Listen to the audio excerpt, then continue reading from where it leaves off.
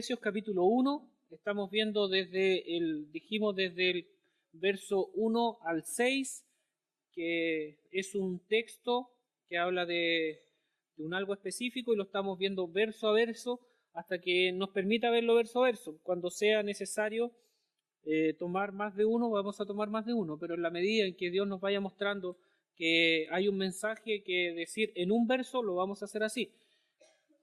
No siempre vamos a tomar uno o no siempre vamos a tomar varios. Bien, hoy vamos a ver el verso 4, hermanos. Y el verso 4, el título del mensaje es Un pueblo escogido. Un pueblo escogido. Vamos a leer la escritura. Dice, voy a leer el 3 y el 4. Dice, bendito sea el Dios y Padre de nuestro Señor Jesucristo, quien nos bendijo con toda bendición espirituales en los lugares celestiales en Cristo, según nos escogió en Él, en Cristo, antes de la fundación del mundo, para que fuésemos santos y sin mancha delante de Él. El contexto histórico, hermanos míos, en el que se vivía en esta época, recuerden que el imperio era romano. Y el imperio romano exaltaba al César. Y decía que el César era casi la autoridad máxima y casi lo asemejaban a la estatura de Dios mismo. Ellos tenían una serie de dioses, pero todos estos dioses eran ayudantes del César prácticamente. Entonces lo que ellos intentaban hacer era exaltar el nombre y la persona del César. Exaltaban el nombre y la persona del César.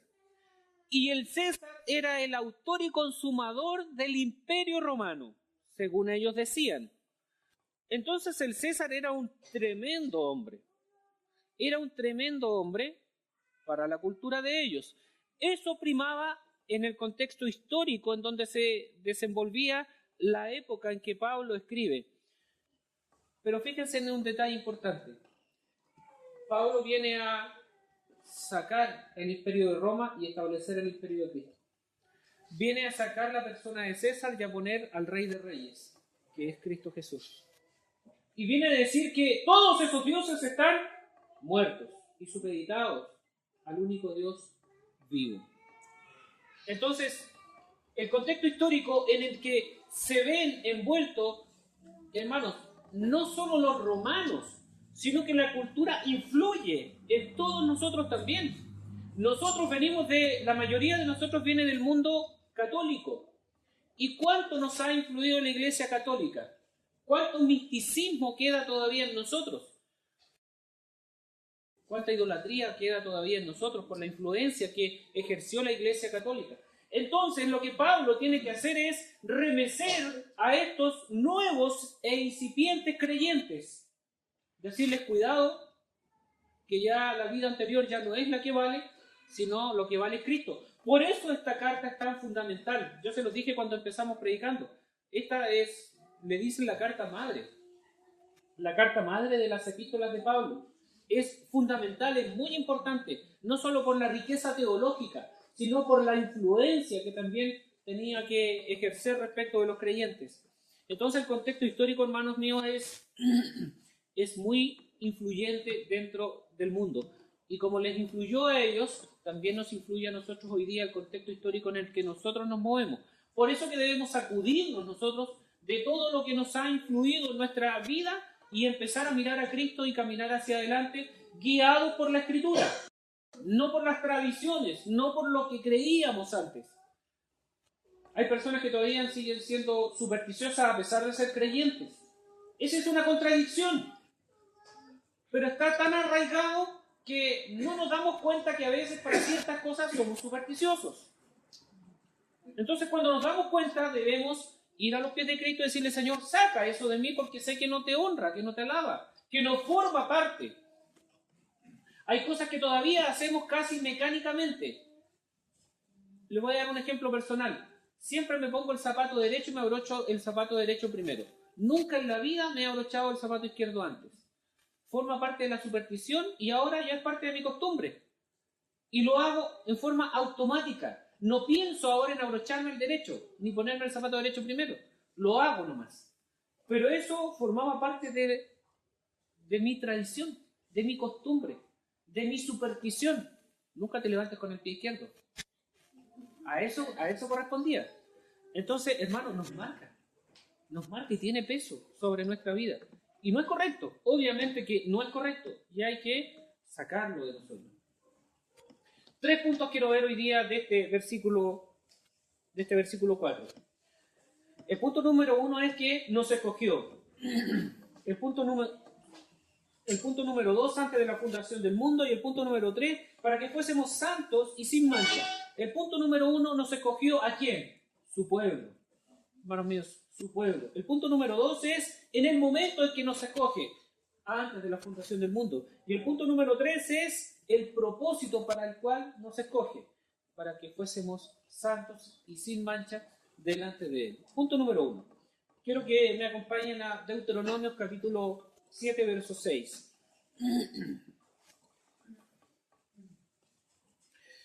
Dice la Escritura, porque tú eres pueblo santo para Jehová, tu Dios. Jehová, tu Dios, te ha escogido para hacerle un pueblo especial, más que todos los pueblos que están sobre la tierra. Podrán pensar, pero ¿qué relación tiene el pueblo, cierto, de Israel con la iglesia? Porque el pueblo de Israel tenía un pacto, un trato especial, distinto con Dios. Bueno, eso me enseñaron a mí. Pero por la gracia de Dios, aprendí que el pueblo de Dios es uno. El pueblo de Dios es uno. Y en el libro de los Hechos, capítulo 13, verso 48, dice: los gentiles, oyendo esto, se regocijaban y glorificaban la palabra del Señor, y creyeron todos los que estaban ordenados para vida eterna. Si ustedes se fijan, es exactamente lo mismo que está diciendo tanto el pueblo de Israel como a la iglesia. Ambos escogidos, hermanos, para conformar un solo pueblo. No hay un trato especial para Israel.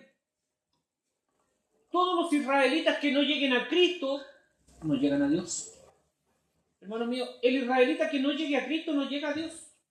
Cristo es el medio que Dios dejó establecido. Cristo es la persona. Cristo es el nexo, es la conexión, es quien nos reconcilió con el Padre. Entonces, tanto en el Antiguo Testamento como hoy día, es un solo pueblo el que Dios está conformando. Y por eso que dice claramente que tanto para gentiles como para judíos es la palabra de Dios.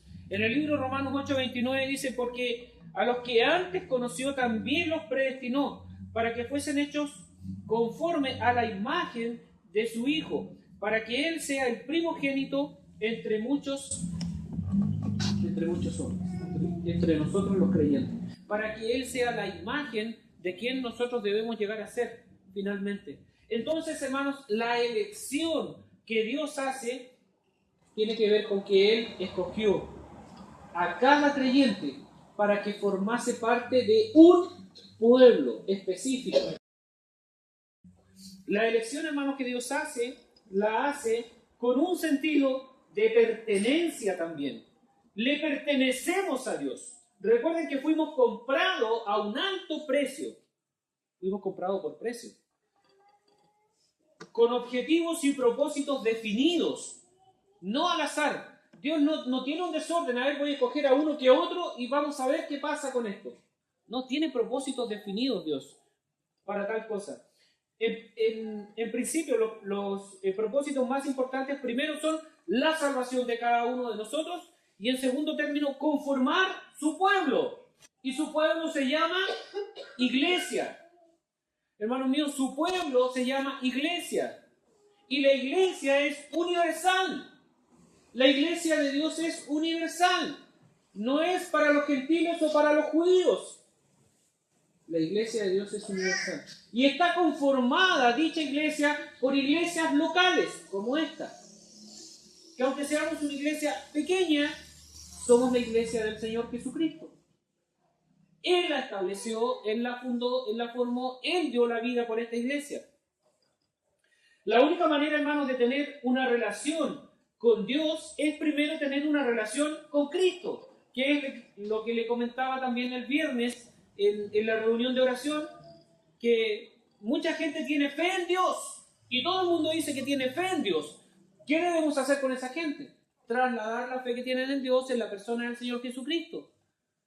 Porque la fe que ellos tienen en Dios no los conduce a ninguna parte, hermanos. Algunos pensarán que estoy diciendo una herejía. No, no estoy diciendo ninguna herejía. Porque lo que Dios estableció, que el Señor Jesucristo fuera quien nos lleve a Él. Entonces, gente tiene fe en Dios. Y usted le pregunta a un mormón, a un testigo de Jehová, a cualquier persona y todos tienen fe en Dios. Pero esa persona, su fe no los conduce al Padre. Porque ellos no han depositado su fe en Cristo. La única forma es a través de la persona del Señor Jesucristo, no hay otra. Y la estableció Dios. Entonces la manera y en la medida en que cada uno de nosotros quiera tener una fe distinta, no agrada al Padre.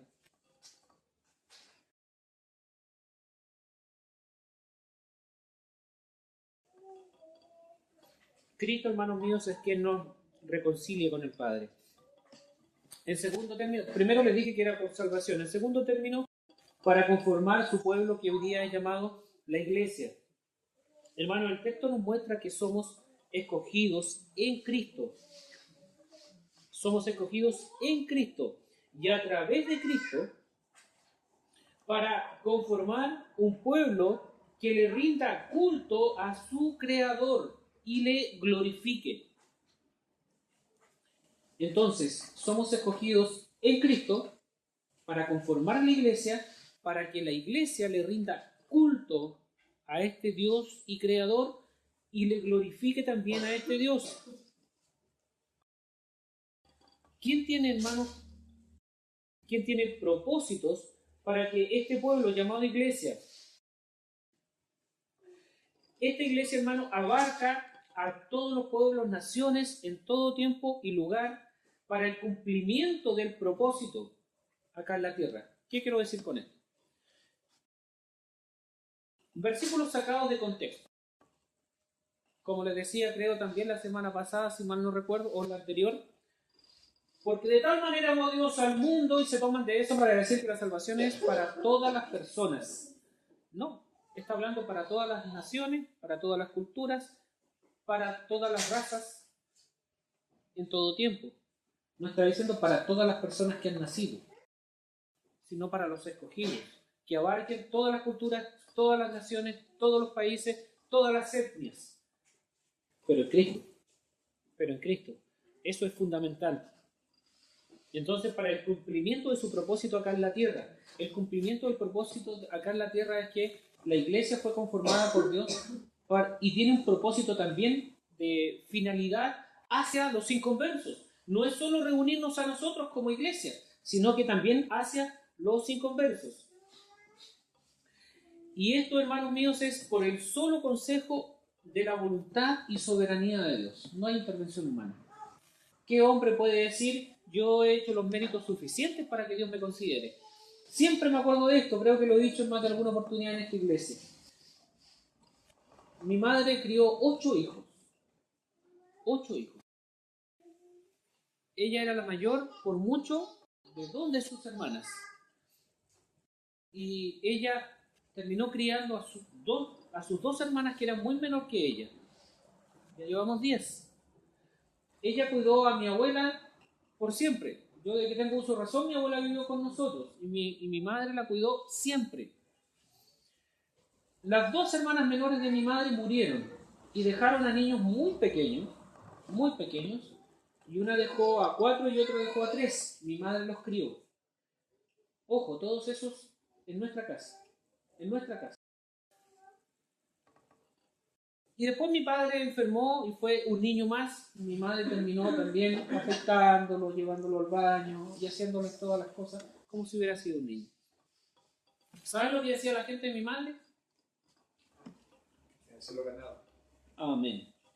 Que tenía el cielo ganado. Todo el mundo le decía a mi madre que tenía el cielo ganado.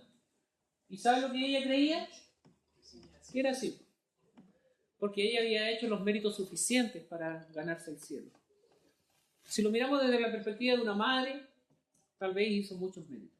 Pero mi madre, la gente le decía, tiene el cielo ganado. Luzbenia se llamaba ella. Señora Luzbenia, usted tiene el cielo ganado. Y lo peor de todo, hermanos, que ella creyó. Ella estuvo sentada también en esta iglesia, escuchando. Ella escuchó el Evangelio y nunca sintió que era necesario tener una relación con Cristo porque ella tenía el cielo ganado. Esas son las mentiras que nos cuenta la Iglesia Católica. Esas son las mentiras que cuenta la Iglesia Católica. Y esas tradiciones arraigadas, como le decía, están en nosotros. Entonces, sin darnos cuenta, hoy día, los que venimos de la enseñanza católica, no nos damos cuenta, pero creemos que debemos ser buenas personas. Y no buenos creyentes. Hermanos, si no es lo mismo ser buena persona y ser buen creyente. Ser buen creyente demanda conocer y vivir la Escritura. Ser buena persona demanda solamente vivir moralmente de la manera correcta que Dios, ni siquiera que Dios lo manda, sino que lo manda la moral y la sociedad, pero la mente de cada uno. Finalmente, los estándares los establezco yo mismo. Entonces, no es lo mismo ser buena persona y ser buen creyente. Entonces, hay propósitos, hermanos, que por eso les digo que todo esto se da por el solo consejo y la voluntad y la soberanía de Dios. No hay méritos humanos, ninguno, ni criar 20 hijos. Ningún mérito humano, hermano. Eres la mejor persona del mundo, puede ser un asco como creyente, siendo una buena persona para el mundo. Así que no intentes ser una buena persona. Dios no te llamó a eso. Dios desde siempre ha elegido. Cuando uno habla con los arminianos este tema, se ponen así, saltones y empiezan a... Ayer hablaba con un hermano amado, que Dios nos dio el privilegio de recibirlo en mi casa en la mañana. Él viene del sur, y como les conté el viernes a los que fueron a la reunión de oración, fue maravilloso saber que ahora es reformado, hermanos míos, saber que cree en las doctrinas de la gracia. Fue maravilloso. Y cuando nos contaba, yo estaba con el corazón hinchado. Y el sábado tomamos desayuno juntos y nos contaba de su vida y cómo el Señor ahora lo tiene siendo reformado. Pero increíble. Yo estaba maravillado escuchándolo. Me dediqué a escucharlo. Y fue un buen tiempo de compartir con él. Y él también nos decía un montón de cosas que él ha visto de otros pastores, cómo van tras otras cosas. Cómo van tras otras cosas, tras el dinero, tras la fama, tras el reconocimiento. Y es increíble. Hermano, y todos tienen problemas cuando uno habla de los escogidos. ¿Por qué? Porque atenta en contra de su orgullo. Y lo que él me decía, que compartimos obviamente, me decía, ¿sabe qué? No hay ningún versículo que apoye lo que ellos dicen. No tienen argumentos escriturales. Se manejan solamente con argumentos sociales y empiezan a defender desde su propia perspectiva de la vida, pero no desde la Escritura. No desde la Escritura. Dios, hermano mío, se escogió a Abraham y lo escogió para que él fuera bendición de un pueblo entero. Dios lo escogió. Abraham no había hecho ningún mérito, ninguno. Dios escogió al pueblo de Israel también.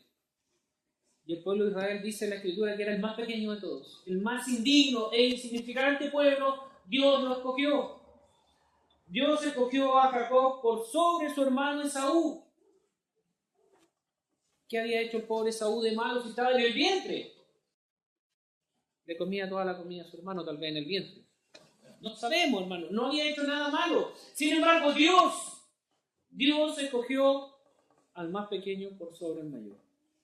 Y ni siquiera eso, porque la Escritura es más drástica aún, hermano. La Escritura dice que Dios amó a Jacob y aborreció a Esaú.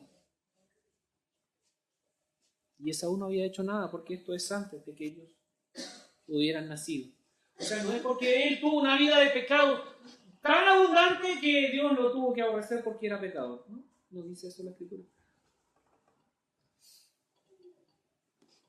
Segundo punto, antes de la fundación del mundo, que dijimos que era el tiempo en que Dios nos escoge. La elección, hermanos, de Dios no es por obras ni por méritos que alguno de nosotros haya realizado y obtenido, porque tal vez no nacemos con méritos, pero en el transcurso de la vida vamos acumulando méritos que son dignos de llevarme al cielo, como les ponía el ejemplo de mi madre. No es así, la verdad no es así. Sino que obedece a su sola designación voluntaria y previa de Dios. A la sola designación voluntaria, hermanos, voluntaria. En su consejo Dios estableció escoger a un remanente. Y solo Él lo decidió voluntariamente. ¿Quién puede obligar o tentar a Dios? Entonces, voluntaria y previamente, antes de la fundación del mundo, antes de que hubiéramos nacido nosotros. En 1 de Pedro, capítulo 1, verso 20, dice: ya destinado desde antes de la fundación del mundo, pero manifestado en los postreros tiempos por amor de vosotros. O sea, la voluntad de Dios no está solamente en la elección de la salvación de cada uno de nosotros, en la elección y conformación de la iglesia, sino en todo, hermanos míos. Porque desde antes de la fundación del mundo también tenía ya designado que Cristo muriera por nuestros pecados. O sea, la elección de Dios tiene que ver con todo lo que Él ha escogido y determinado. Entonces, ¿por qué se asustan cuando habla uno de que Dios nos escogió? He escuchado argumentos tan básicos como que no tienen ningún sustento escritural, como que no, pero lo que pasa es que Dios escogió a los profetas, pero no a todos los creyentes. Dios escogió a los pastores, pero no a todos los creyentes. O sea, ponen a los profetas y a los pastores en un estado superior. Yo diría que soy más santo, pero no soy superior. Entonces, no hay estados, hermanos, o rangos dentro de los creyentes que nos permitan a nosotros, los pastores, ser mejores. Si la Biblia dice claramente que nosotros somos servidores. Servidores. ¿Nos vayan a subir por el chorro? Sí. Pero somos servidores de la congregación. Y eso es lo que Dios estableció. Entonces, hermanos míos, no hay mérito humano. Y el tiempo en que Dios decidió todo esto es antes de la fundación del mundo. Hermanos, antes Él tenía el plan de salvación ya establecido. El plan de salvación, la elección de cada uno de nosotros, la conformación de la iglesia, el plan redentor encabezado en la persona del Señor Jesucristo. Todo esto ya estaba. Y eso lo estableció solamente en su propio consejo el Señor. Dios, hermanos míos, es eterno. Jesús es eterno. Su Espíritu también lo es. Y nos muestra su eterna soberanía y nadie puede oponerse a sus decisiones. ¿Cuál fue la respuesta que Dios le da a Job? ¿Se acuerdan? ¿Alguien se acuerda? ¿Dónde estabas tú cuando yo creé todo lo creado? ¿Dónde estabas tú? No existía, y algunos de nosotros tampoco. Entonces, ¿quién puede decirle a Dios qué hacer o dejar de hacer? Sin embargo, hermanos míos, los que no creen la doctrina de la elección soberana de Dios, ¿saben lo que creen? Que Dios está obligado a salvarlos porque ellos creen en la presciencia. Que Dios sabía que ellos iban a ser salvos. Como Dios sabía que ellos iban a ser salvos, se vio la obligación de otorgarle la salvación. Es un Dios que ellos pueden manipular. Es un Dios que no tiene nada que hacer en contra de la voluntad del hombre. Porque como Dios sabía que iban a alcanzar la salvación, no puedo hacer nada. O sea, Dios en ese escenario dice: Fernando, no puedo hacer nada, te he cortado remar, no quisiera darte la salvación, pero yo sabía que iba a ser salvo, no puedo hacer nada. Te la tengo que otorgar. Es un bien adquirido, como se llama laboralmente. No te lo puedo quitar, te lo ganaste. No es así, hermanos míos. Pero esa barbaridad creen muchos. Y eso atenta en contra de la Escritura. No tiene nada que ver, hermanos míos, con la Escritura. Nada. El libro de Efesios es muy claro también en eso. Entonces Dios es eterno, Jesús es eterno, su Espíritu también lo es. Y las decisiones que Dios toma, hermanos míos, son tomadas en sí mismo. No necesita el consejo de los hombres, ni la opinión, ni la asesoría de los hombres. Así es que el hecho de que cada uno de nosotros sea salvo responde, hermanos míos, a dicha decisión. A la decisión tomada antes de la fundación del mundo, solo por Dios, en la eternidad. Eso lo dicen también en el libro de Santiago, capítulo 1, verso 17. Tercer punto. Para que seamos santos y sin mancha delante de Él. Este es el propósito por el cual Dios también nos salvó y a su vez conformó a la iglesia. Quiero que me acompañen al libro de Deuteronomio, capítulo 7 de nuevo. Deuteronomio, capítulo 7. El mismo verso 6. Dice, porque tú eres pueblo santo para Jehová tu Dios. Jehová tu Dios te ha escogido para hacerle un pueblo especial, más que todos los pueblos que están sobre la tierra. Para hacerle un pueblo especial. Para hacerte un pueblo especial, dice la Escritura, ¿cierto? Ese pueblo especial, hermanos míos, tenía tareas que cumplir, propósitos determinados por Dios que realizar. Y dentro de ellos es ser testimonio para las otras naciones. Todas las demás naciones tenían cada uno su propio Dios y dioses en general. Sin embargo, Israel tenía solo un Dios, Jehová de los ejércitos. Y la obligación de este pueblo era mostrar a las naciones el único Dios verdadero. Lo hicieron mal, ¿cierto? Lo hicieron mal. Y yo me pregunto a veces, ¿y esta iglesia cómo lo está haciendo? ¿Cómo lo estamos haciendo nosotros, cada uno de nosotros? Primero como iglesia y cada uno de nosotros en nuestra vida, en nuestro trabajo.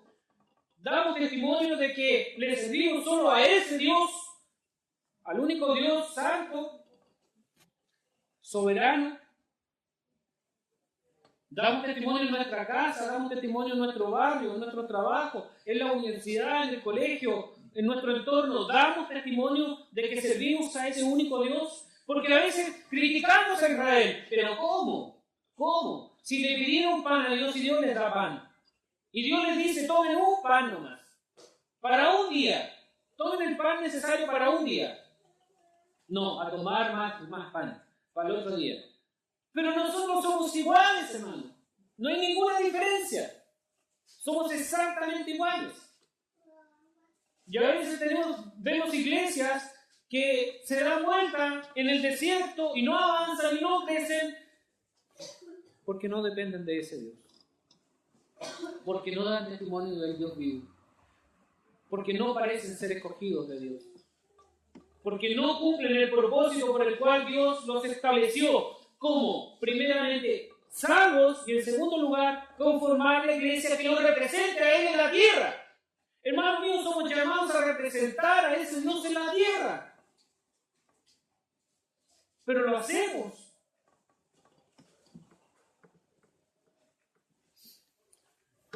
Hermanos, Dios nos apartó y conformó. Nos conformó como su pueblo, como su iglesia, escogidos, santos llamados. Este pueblo es llamado hoy día, como les digo, la iglesia. Y esta tiene, entre otras responsabilidades, la de equipar con las herramientas espirituales a cada creyente para que pueda dar testimonio de Cristo Jesús en este mundo caído. Entonces, la responsabilidad, una de las principales responsabilidades de la iglesia es equipar con las herramientas apropiadas a cada creyente para que pueda dar testimonio de lo que dicen creer. ¿Digo creer en Cristo y vivo de esa manera? Digo creer en Cristo y robo. Digo creer en Cristo y miento. Digo creer en Cristo y así sabemos. Y vamos pecando, y vamos pecando, y vamos pecando, y vamos avergonzando el nombre de Cristo en vez de dar testimonio de ese Cristo que es santo, que digo creer. Entonces debemos dar testimonio en este mundo caído.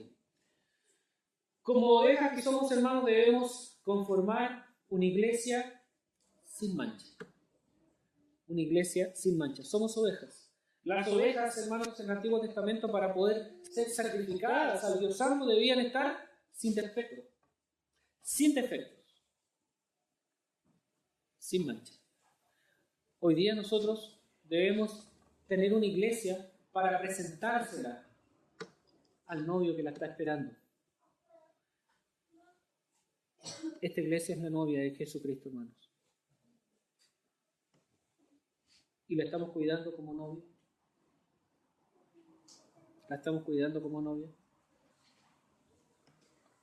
¿Estamos cuidándonos de ser los verdaderos representantes de Cristo en esta tierra o estamos viviendo como queremos vivir?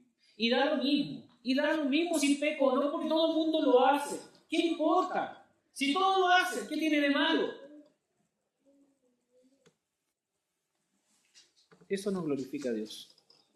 Eso no glorifica a la iglesia. Hermano, me he cansado de decirlo. No me he cansado porque lo voy a seguir diciendo, así que no me he cansado. Somos representantes de Cristo, pero tú, en tu barrio, en tu casa, eres representante de esta iglesia también. Y lo que tú hagas y digas va en representación de esta iglesia.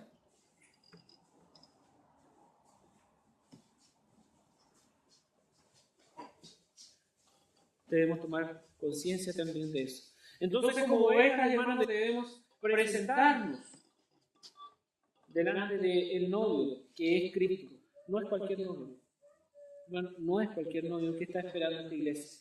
Es Cristo Jesús. Hermano, sin Cristo, todo esto es imposible. Imposible. Sin la obra soberana de Cristo Jesús en el corazón de las personas, esto es imposible. No hay ninguna posibilidad de llevarlo a cabo. Mucha gente quiere servir a Dios sin pasar por Cristo. Imposible. Imposible. Por eso están llenas de iglesias que predican otro evangelio. Tergiversado. Este Cristo, hermanos míos, necesita una esposa sana, sin mancha, sin arruga. Cada uno de nosotros, para poder conformar esa iglesia, cada uno de nosotros debemos ser tal cual, apartados